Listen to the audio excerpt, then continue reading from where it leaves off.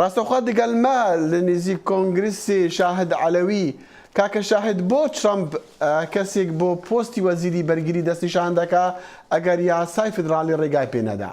پێم وابێت ئەبێت هەڵبژاردننی جیمس ماتیس بۆ ئەو پۆستە بگەڕێنەوە بۆ دودانە هۆکاری معلومیکەکەەوە کە جیمس ماتیس وەک ژنەراڵێکە لە 50 ساڵی ڕابردوودا ژنراڵی ئاوە پایەبەرزمان نەبووە کە پێشنیار بکرێت بۆ پستێکی حکوومەتی لە ئەمریکادا وەک دوشمنی ژمارەیەکی ئێران دەناسرێت. جیمس ماتیس دەڵێ ئێران لە داعش خراپترە بۆ ئەمریکا و بەرژەوەندەکانی لە دنیادا.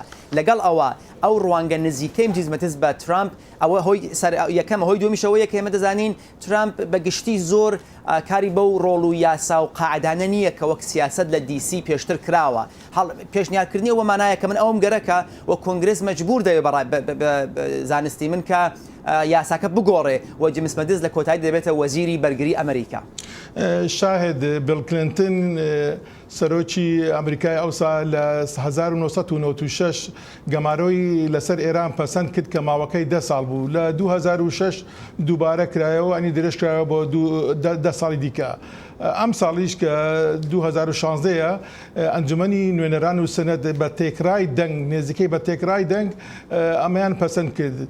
ئایا پێ وایە سەرۆک ئۆبامە پەسەندی بکات؟ ئەگەر پەسەندی نەکات چی ئەبێت؟ ئەم یاسانوەیە کە وەک یاسایی با بڵێن تازەکردنەوەی یاساکەی گەمارۆسە لەسەر ئێرانە ئەبێ بزانین کە بەگشتی لە مەجلیسی ئەمریکا تەنها بە یەک ڕێی مخالفەوە پەسەندکە و لە سینایشە بە هەموو دەنگەوە 99 سناتۆر دەنگیان پێداوە. مانای ئەوەیە کە ئۆباما چه حەز بکات چه حەزنەکان ناتوانێت ڤیتۆی بکات. تەنیا ئەوەی هەیە کە ئەگەر ئۆباما ئەم یاسایە واژۆ نەکات ناچێتە بواری جێبەجێکردنەوە. بەڵام ئێمە دەزانین کە مانگێکی تر دەسەڵاتێت دەست ترامپ و بە تاکید ترامپ واژۆی دەکات. واژۆکردنی ئەم یاسای مانای ئەوەیە کە شەریکە غیرە ئەمریکایەکان ناتوانن زیاتر لە 20 میلیۆن دلار لە ساڵدا لە ئێراندا سەرمایه‌گوزاری بکەن.